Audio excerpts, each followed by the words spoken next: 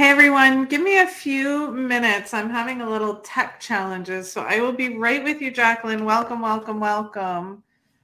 I will be right with you. Sorry, you're getting one of my videos is not working.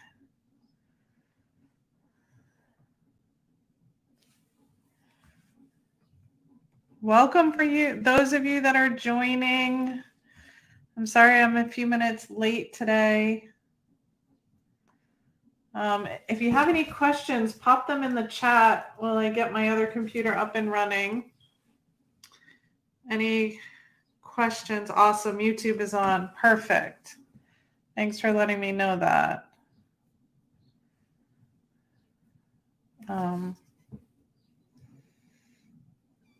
Be right with you. If you guys have any questions, go ahead and pop them in the chat. Let me know where you're from. Looks like we're getting several repeat people, which is fantastic because that tells me that you are 100% committed to making changes.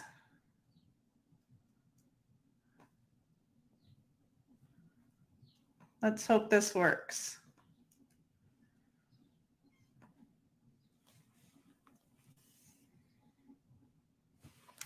Recording in progress. Okay, let's see. Hopefully. Okay, we got everybody. Thank you guys. Sorry about that. I had a little tech issue. Okay, can everybody hear now? Sorry, thank you. A few minutes late. We'll get all this tech down. So welcome. Pop in where you guys are from. This is fantastic. Repeat people is great because that tells me that you are 100% committed to your health journey and what that gets to look like for you. And one of the things that I'm really trying to tote for each one of you is that it's up to you to journey what your healthcare gets to look like. And it's not anywhere near a cookie cutter sort of setup for us. And the more that we realize that we get to figure out what works for us, then, we're on our journey to health. Like our health, I will honestly say, and many of you heard me say this, that none of my patients have the same treatment plan at the clinic. Because, I was reading a book today. I always like to share, and I want to share a couple things because it's interesting what comes our way as we're teaching and the importance of it. And I'm reading a brain protocol book, and it takes us all the way back to childhood. And it talks about how, I was talking with a patient today about it, talks us about how trauma can be like the leading cause of chronic disease. And it could be even like your mother or father thought they were treating you right, and maybe it just didn't work for your constitution. It doesn't mean that there is necessarily abuse, but this particular protocol is using homeopathic remedies and really getting deep into the terrain of unpacking what's going on for you from a healthcare standpoint. So we're talking about which I say needs to completely be removed. Like, let me rephrase that. Needs to be in a state where glucose is coming in, glucose is going out, the muscles are using them, the brain is using them. Glucose isn't a bad thing, but the overabundant is causing the inflammation that we've been talking about, right? So once we have that balance, I don't love the word balance, but our metabolism is flexible. Let's say that. I like that better. And then once we get that balance, now, doing the nutrition, the hydration, the exercise, all the foundations of medicine. And then when I was reading the brain protocol book first thing this morning, I was like, wow, that really makes sense. Getting to the deeper the train, all the way back to your reptile brain. And, what is the amygdala good for? Like the prefrontal cortex comes on for when we're like, 22 to 28 and really is our big decision making. That's why many youth use the amygdala. They're living on the emotions. And so emotions can crave in that, like I need sugar addiction because we promote it so much, right?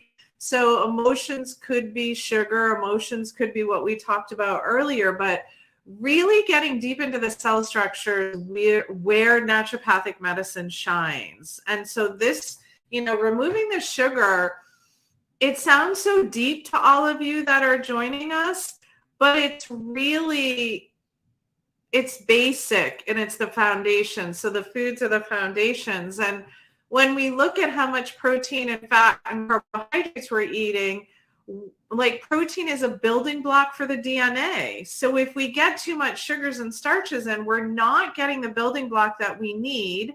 And our DNA turns over trillions of times in a day. So then we're muscle wasting. And so that's why it's important for us not to live on sugar, like for long periods of time. So, okay, we've got Rochester, we've got Arizona to Louisiana, we have Stratham, we've got Pennsylvania. Nobody's telling me where they're from over there, but that's okay. So before I do a dive in today for really navigating roadblocks of sugar, what that looks like, I can go over maybe some symptoms that you might experience as you start to decrease sugar, and really overcoming challenges. Is there anything that's burning on people's mind that we want to address before we step into the support piece? Because I've really gone deep into the brain. I've gone deep into the importance of the different makeups of your macronutrients, and really where we're getting our calories from. And then I did the gut brain yesterday, like the importance of feeding your microbiome the health that it needs. Is there anything that's coming in? Oh, we got Michigan. Welcome. Is there anything that's coming in for us that you want me to answer? I'll have questions at the end, but that you have questions about before I go into what it may feel like to remove sugar from the body.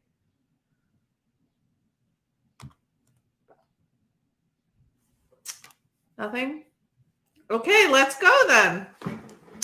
So we're looking at ways to accomplish your health goal around overcoming your challenges around sugar detox. So one of the first things, unfortunately, that I can pretty much promise, unfortunately, is you're going to get cravings. You're going to get cravings when you start to make your body, your flexible metabolism happen and come off sugar burning 24/7, come off that stress state. So there can be cravings that arise. And so one of the things that I always suggest to individuals is if you're craving, does anybody remember what I said, the number one macro that does not need insulin? Do we remember what that was? Let's see how well we shine. I'll be patient. Yep, fats. We got it. So fats. So you need insulin for protein and you need insulin for carbs. So if you're having cravings, what I'd like you to do is start to introduce some quality healthy fats, which we went over all of those. Those could be flax seeds. Those could be nuts. Those could be, it could be olive oil, avocado, unsweetened coconut. Those are some options. If you're super craving, you may need some herbs. Like I've used Mamortica with patients. I've used berberine with patients. But remember, as I say these medicinals, please, I'm not diagnosing and treating you here. It's just, we're just educating so that you get it. So if you have deeper questions, if you're a patient of mine, reach out to me. But there's all different ways to balance cravings. But one of the things I suggest is fats. And it doesn't have to be an abundant amount of fats. But what ends up happening is you're flipping macros for each other, right? So if you're going to pull out starches, you're going to add a little bit more protein and you're going to add a little bit more fat because you still want that quality calorie. Remember, calories in, calories out. If you eat more, you exercise more. If you eat less, you exercise less. Please get rid of that model that you eat less and exercise more. It's debunked. It doesn't work. And I promise you, if you think you're going to get cravings coming off starches and sugars now, you are really going to get cravings. And then you're going to try to go to willpower, and it'll fail. The model fails, and it's been taught to us for years and years and years.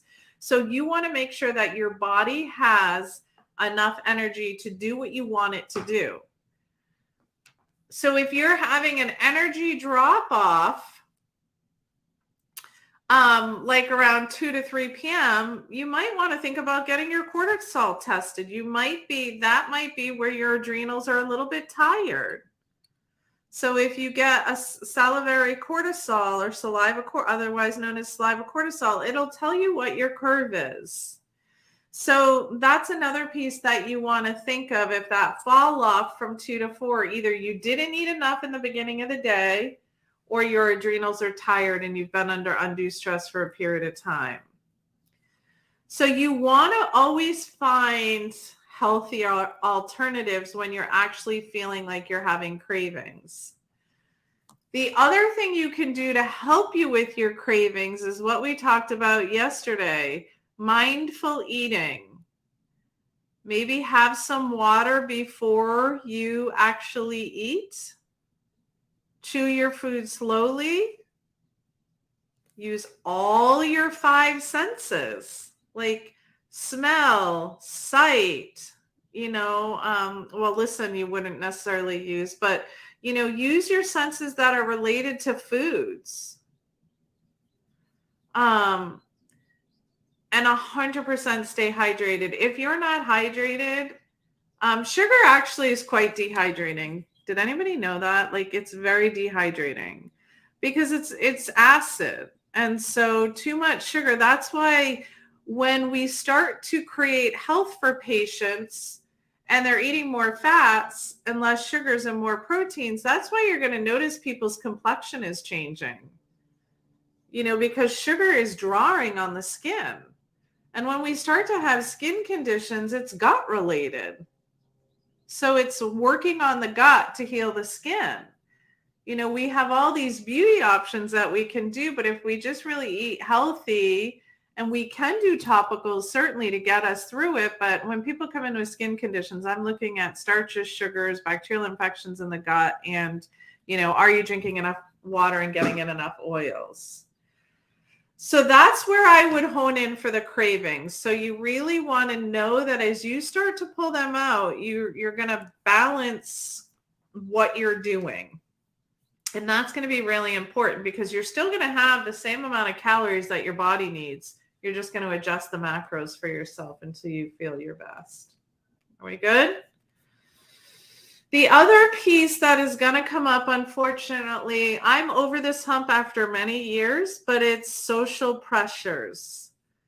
Like when you go to social events, one of the things I learned a long time ago is I actually eat some protein and fats and some veggies before I go. Even if I go out to dinner, I can choose less food. Or if I go to a Christmas party or a holiday party, or a fun function with work or business or fun or friends or whatever, I'm always knowing that I'm feeling full. So I'm not running from one to the next. Even if I'm leaving the clinic, I might have a handful of nuts, or I might have some turkey or something, because then I'm not showing up at a restaurant or a place where I'm completely famished. So social events and peer influences will be like, oh, what are you doing? Like, Sally, how are you eating? Like, why are you eating like that? You always used to eat this and I made your favorite food. Either that or let them know ahead of time. If you're going to a friend's house, like, I just, I don't want to make you work hard or do anything different, but I just want to let you know, I know you always make me that cheesecake. Well, I'm choosing not to eat sugar. Just really use your boundaries. And if you do choose to eat it, that's fine. Maybe you used to eat a piece this big. I'm being extreme. And now maybe you eat a piece this big. You cut down, that's another way so that you can navigate your social gatherings. But I'll tell you, the trick that always works for me is eating before I go. And it doesn't have to be massive, but just, some small amounts. And then I have a tendency to navigate. Well, I'm pretty much, most of my friends that I hang around are healthy eaters anyway. So and my family all eats healthy. So that's kind of a no-brainer. But I think over the years getting there, these are the small tips and tricks that I would do. I just share with people like, look, this is not how I eat anymore. And, it's become okay now. Whereas when I started doing it 30 years ago, people were like, what? You didn't eat what? But it's become more apparent that, it's socially acceptable, if that makes sense. So I'm sure there's others. I don't know. Can anybody think of others, just because I just don't do it much anymore? But I mean, I'm sure there's other strategies and techniques that you could think of. I also might not show up at a gathering if I'm emotionally not feeling my best. I might do some meditation and breathing. If I'm having a struggle with a friend or a family member, I might not show up in an agitated state because, we don't even realize that sometimes we reach to foods when we're emotionally distraught.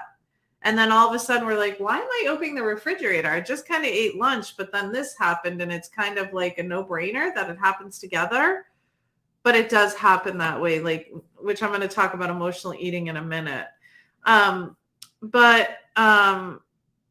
just letting your friends and family and close ones know, like, hey, this is what I'm doing. Yeah, someone said, put a piece of gum in your mouth. Because that's an option too.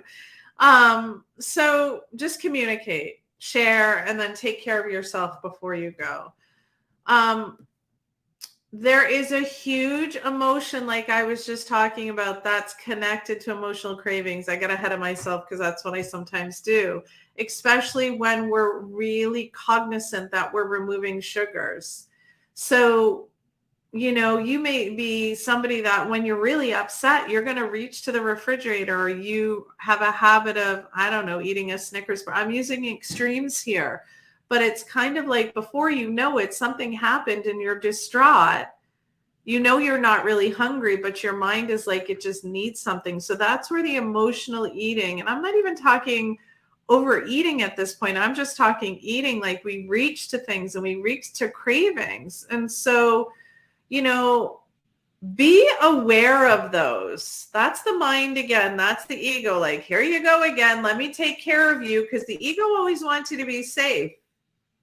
It doesn't want you to stretch outside your comfort zone. So when you're like, no, I'm not going to go to that Snickers bar. I'm not going to go to that candy or chocolate, even if it's a healthy chocolate. When I feel this way, I'm going to breathe, or I'm going to go for a walk, or I'm going to have some tea. I don't know what that ritual is, but know that your mind, remember we talked about how powerful the mind-gut connection is, and that, serotonin and dopamine and everything is made in the gut and communicates with the brain. And so then we've got the feel-good receptors, and then you've got the amygdala, which is your emotional response. Like, these are all connected, and sugar has a big power on them. So you really want to practice self-care and just know when you lead toward cravings. Like, just be aware of those. So again, the ones that we're looking for that are common roadblocks are cravings, social pressures, and emotional eating. Like, really connect. What foods do you eat during emotional cravings? So now, if I don't have any questions, I'm going to step into how can we handle setbacks? The first thing I want you to hear is don't beat yourself up. You're human. Does everybody really hear that? Like, you are human. If you make a mistake at this meal, a mistake. If you don't eat what you set out to eat, I don't even call it a mistake. You're human. It's okay. The next meal, get back on track. It's when you do that landslide, you're like, I eat that, and then I'm going to eat this, and then I'm going to eat this. And before you know it, like 3 months have gone by and you're I'm using extreme, 30 pounds heavier. And you're like, whoa, I just woke up. What just happened? Like, don't judge yourself. Really have grace and ease. because I know you're all doing the absolute best that you can right now. And that's all anybody asks for. And that's all your body asks for. But your ego is going to be like, yeah, you sure you don't want that? You sure you don't want that food? Like, I know it'll make you feel good. So I want you to, we went through the impact and the education and the awareness from day one all the way till now, right? So I talked about the impact of sugar on the body. I talked about the impact that sugar loves so many diseases. Most diseases start with sugar. All of this can empower you. It's not fear. It's education and knowledge is awareness. It's really, if you know why, and you understand why, that's why I always say to patients, even new patients, they get so much information from me the first time at the clinic. Like, again, my appointments are 2.5 hours long, their first visit, and it just feels like so much information, but I really share with them what is going on in their body. And if they understand what's happening, then they're more apt to do it. So it's the same thing with sugars. Like, if you notice in the very beginning, I kind of educated you on day one. And that was my key point, so that you could be like, oh, I didn't know, I didn't know that yeast like fungus. I didn't know that cancer like fungus. I didn't know that cancer was an inflammatory. I didn't know that cancer gave joint pain. I didn't know that, sugar gave joint pain. I didn't know that sugar could cause headaches. I didn't know sugar was dehydrating. I didn't know sugar could disrupt my gut so I can't focus, right? So all of these things, that's why I ask people to take notes. All of these things are giving you an awareness. So now you can empower yourself to make proper decisions that work for you. Not for me, not the person next to you, not the other person on the screen, but for you. The other thing that is key that I want to talk about is your support system. Like, it's so important to have a quality support system. It could be your best friend. It could be your sister. And that's what I talked about yesterday. I have so many individuals that are like, I just want to hear your voice. I want your mindset. Like, could you give me handouts? How could this work for you? And we talked about this yesterday, and that's why I actually created, I'll pop it up again on the screen for all of you, but that's why I created Join Pocket Doc. It wasn't anything that I just created because I thought, this will work for you. But it's a way to have accountability. Have a friend do it with you. Bring a friend. In there, I'm going to be giving messages, weekly messages. Like, who wouldn't want that? It's kind of like, and I thought it was cute, like, have my doctor in my pocket. Like, I can carry everywhere I go. If I want to listen to this message 3 or 4 times, I can. Or if I want to look at this handout that's going to help me on this month-long theme, I can. Like, support is imperative. I'll tell you, I felt alone in the very beginning when I was doing this 30 years ago. People didn't know about natural medicine. And I'll even share with you, when I went to become a naturopath, my family's friends would be like, she's doing what? What the heck is that? What's a naturopathic doctor? I thought she was in the apparel industry. Like, is that a real doctor? Like, where is she? What is she going to do with that? Like, we're all about education. What are you going to do with that degree? Doesn't really matter what, like, I had to do it because I had got licensed in order to do what I'm doing.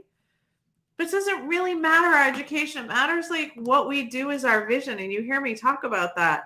So I quite honestly felt alone. So when, patients and individuals at Simple Health with a Wellness Connection were like, how can we all connect? Like, I do pod works with people when I work with them in pods and the Wellness Connection. But they're like, okay, what could be another level that we could work with you before we get to that level? And that's really why I created it. But, circle back around that, or your friends or your family, like Bodhi's my walk partner. Like, I know I'm going walking because he has to walk and I want to walk with him, and I get to get out in nature and I get to listen to the birds. So that's part of my support system. Or, invite someone to go to the beach, or, Like I shared with you guys at the beginning of the week, I started doing like a push-up challenge with a friend of mine, and another friend got on board. Now there's like 4 of us. It's super funny. I get texts like, I did 12 today, full push-ups. It doesn't matter what it is. We can all make it fun. Sugar detox can be the same way. So all of you participants that are joining, like, you are all, finding ways to keep yourself on track, because there are times that you're just going to be like, nobody else is doing it. Everybody around me is just eating sugar. All my friends, I've got like 20 friends, and, they all like to go out and drink wine. I'm not saying any of that is bad, but who are you going to go to when you feel like you're slipping and you're falling backwards, but you want your health? Who is that go-to person? Is it Pocket Doc? Is it me? Is it somebody on the screen that's with you? So really, really think about that. We already talked about another roadblock. Do you remember we talked about meal planning, right? What's in the refrigerator that you can put together on the weekends or on Monday, wherever your schedule is, whether you're retired, whether you're working, like what that looks like. How can you meal plan? How can you meal prep? I know for me, I do it on Sundays.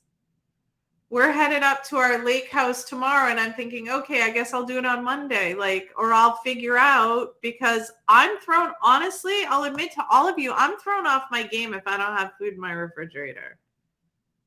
I don't want to be grocery shopping on Monday night on Memorial Day. I figure out ways, so I can always grab salad. I always have cooked protein. I always have nuts. I buy my nuts in like 4-pound bags. I keep them in the freezer. I always have flax seeds. I have chia seeds. I can make my own almond milk. I don't know what that is for you, but when you are able to meal plan and prep, and you kind of have an idea of the week, then that's ways that you can grab healthy snacks and ensure that you're not going to lead to rice or pasta or something that's easy. Get little glass containers. Don't put them in plastic. The years of Tupperware are over. I know I keep saying that, but the years of Tupperware are over. Okay, so are we having any comments over here? Okay, cool. I'm doing good. Any questions so far? I think they're pretty, even though they're basic, like support, meal planning, meal prepping. Like when you do your schedule, like many of us do our work schedule, or we do our calendar schedule, like we do all these different schedules. Like, why can't we schedule our meal prep? It's going to be so important. Okay, so this is the biggest one that we're going to talk about today, and then we're going to talk about staying on track. But how are we going to handle setbacks? First of all, we're not going to beat ourselves up. We're going to have self-compassion. Like, you're learning how to eat for you. You're learning how much sugar your body can take in. You're figuring this out for you. Because when you face a setback, if you beat yourself up and you look in the mirror and you're like, oh my gosh, and you say, I don't even say the words anymore, but you say all these negative words. Your body believes every word you say. I want you to hear that. Your body believes every word you say and everything that you've heard, subconscious and conscious. So you want to get that subconscious and conscious programming that you're good, you're loving, you can do this, I'm wonderful, I got this. If I fall backwards, I'm still going to love myself. I'm going to self-forgive. I'm going to forgive somebody else if they talked me into eating this, or, I just keep using eating here because we're doing sugar, but as in anything, if you don't sleep the night before and you're supposed to work out, just do a lighter workout, figure it out, do 20 minutes or something, but don't beat yourself up and really forgive yourself. Your mindset, I will tell you from the years that I've been doing this, mindset stops all of us. It really does. And the more you work on yourself with self-empowerment and mindset, and anything you attempt in your life, it's going to help you. It's going to guide you. For me, when I get stuck, my higher being is God. Right? Prayer. Like, gosh, like, I just have faith. Like, I just screwed up. I'm forgiving myself, but just guide me. What is yours? I don't know. But don't beat yourself up, because beating yourself up is not healthy. It's not emotionally healthy. It's not, again, your body wants to get comfortable. And when you're getting sugar out of your body's going to feel creaky. It's just going to be like, God, I really want that sugar. Like, gosh, that sugar is like, it's okay if I have it. And it is okay, but just be aware. But really, really, what is it? Mel Robbins, when she went through, most of you may or may not know Mel Robbins, when she went through COVID, she used to do all these stage presentations, and that was her gig. A lot of these influencers were on stage, and all of a sudden it completely stopped. And so what did she do? She finally was like, every time she got out of bed and brushed her teeth, she gave herself a high five, because that's what they do in sports. Or the guys always hit your back or hit your butt, right? Like, you got this. So just imagine me saying, like, you've got this, because you do. If you want to feel good, then you 100% have this. The other piece that holds you accountable, which we've talked about several times, I repeat because I believe that people get things when you repeat, or you might not have heard it the first time because you were stuck on an aha moment that you had never heard, and I kept going, and then all of a sudden you're like, wait. So what you track, you make progress with. So if you hold yourself accountable and you track, you are going to make progress. So if you hold yourself accountable, and like at the end of the day, you're like, I decided I was going to cut my sugar by this. And at the end of the day, and you did, like, congratulate yourself. Right? But the more you hold yourself accountable and track, like, you can measure your waist. You can measure your hips. You can measure your abdomen.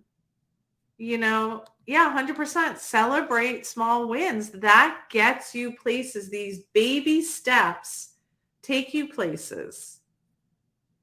So I don't like the scale, but if you want to be a scale, like if you're going to choose, I would do it like once a week or once every 2 weeks if that's something that you feel. But the other thing you could do is like, how do your clothes fit?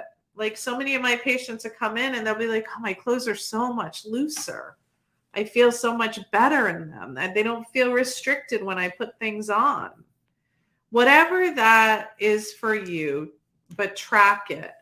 And then we talked about different apps. If you don't want to use an app, you could even just do a food journal to monitor your progress. If you're somebody that, it is really true. Like I always say to patients, when I wrote all my charts down, I would never forget somebody's treatment plan, because it's that writing and that brain connection. So when I'm in a class, I take notes. I don't use my computer because that's how we were put on earth. We're not put to the tech is great because it's all there and we can refer to it and we can search for it 100%. But we are really that brain to paper, so maybe you put it in your app, but maybe you write it out as well. And when you're tracking, like I was talking about this in the VIP yesterday, when you're tracking, I would track like 3 to 5 days. Know where your holes are, let it go, live your life, remember, make a few tweaks and changes, and then 3 weeks later, track again. Tracking is a pain, I admit it. When I'm like, oh, I got to start tracking again. It's not fun. It takes minutes and time. But does that make sense for everybody? Like ways to figure out how to do accountability and tracking. It just is going to be so important for you. And with that, how do we stay on track? Set a goal, but don't set a goal that's like not attainable. Don't be like, okay, by July, I want to be like 22% body fat and you're like 34. Or, but by July, I want to lose 55 pounds. Don't do that to yourself.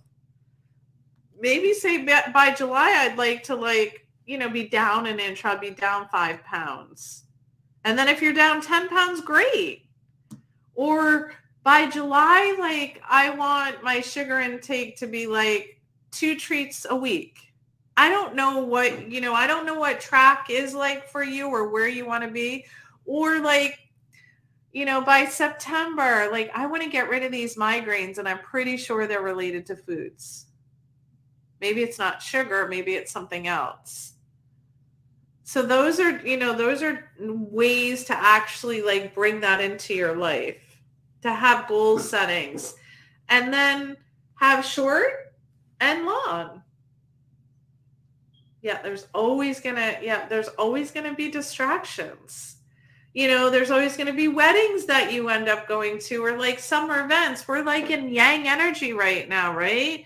So people are going to weddings and parties and barbecues and Memorial Day. And, if you ever get stuck, I have written so much on my Simple Health website. You can go to my blogs. If you're not on my email list, you can go to my blogs on simplehealthnh.com and Google a holiday, or I've written so much. I try to now do one a week, but there was a time when I was doing 3 or 4 a week back in the day, but a lot of them are still very similar wording.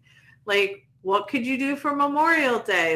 If you're out having a cookout, what are some food choices, So there's all different ways to stay motivated and focused and to encourage yourself to do that. If in doubt, email my team. We'll get back to you. We want you guys to be healthy. And just what Linda just said, emphasize recognizing and celebrating the small wins, the small achievements, not necessarily weight loss. Are you having more energy throughout the day? Is your mood better? Did your husband or wife used to say to you, gosh, you used to always be so crabby when you came home and now you're more grounded? When you go to bed at night, are you sleeping? Are you getting into deep REM sleep and you're waking up rested now? Just generally overall well-being, are you feeling better? So those are, that's really that's most of it in a nutshell. Tap into knowledge and resources. If you're feeling stuck, there used to be recipes on my website. I can't tell you there's recipes anymore because they made me take them off for a legal reason, even though I gave connection to all the authors and the people that created them, but I just didn't want to get involved in a legal battle. So there's all sorts of recipe websites out there, I know a lot of my patients will pop over to Pinterest to look for healthy things, for some healthy ideas to cook differently. Just know what your goal is and go after it. And lastly, besides the the Pocket Doc program that I just created for accountability, remember we also have the Wellness Connection private Facebook group, and you're all welcome to join there and connect over there and connect with each other and ask each other questions. I try to pop in there. I'll be honest, I don't do my best. My team will be like, oh, can you answer this question? And I'll jump over there. And it's not because I don't love all of you and respect all of you. It's just, we just all get busy. But you can go in there and share your, experiences and start motivating each other if you're not in my pods. And if you're wanting to kind of feel like working with me and what that energy feels like, or you don't really know me and jumping into the Pocket Doc. If you do jump into the Pocket Doc, we are doing 2 months free if you sign up for a year, just so you know. So that is on the, that's on the website domain. So it's joinpocketdoc.com. But for us connecting and having that strong network And, encourage your friends and family to go on the sugar-free journey with you, or they may even see that you're doing amazing. And so then they'll jump on the journey with you because they'll feel like empowered because your skin's better, your energy's better. You'll naturally be happier as you start to achieve your health and wellness goals. That's all I have. It's the accountability. Really, I want to hit home be self-forgiving for yourself. And know that you can do this, but it will take time. And it may not be easy. I would like to say, bing, you guys are all healed. Trust me, in the world that we're living in. But all of these pieces that we've gone over have kind of stacked on top of one another. Does anybody have any questions from Instagram or YouTube or Facebook, or even if you guys have an empowering question in VIP that could support anybody?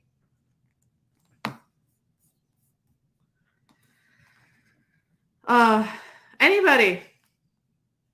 No? You guys have made this challenge so easy for me because you've made it super easy. I don't ever have to answer any questions. All right, so then I will be here tomorrow at 4 p.m. and Saturday at 4 p.m. for all of you to kind of close up. And, if you have any questions about the accountability like we talked about, thejoinpocketdoc.com, feel free to reach out to us, reach out to my team. Getting connected and being in a supportive community like I'm creating is 100% your journey to health. Don't try to do this alone. Don't try to do this alone. All right, no more questions. I'm going to end. I'm going to pop over to VIP. VIP, don't hang up. And I love you guys all. And if you're traveling somewhere tomorrow, travel safe. And hopefully I'll see you tomorrow at 4 p.m. Eastern Standard Time, 1 p.m. PST. And drink your water, be forgiving, love yourself, and I'll talk to you guys all soon.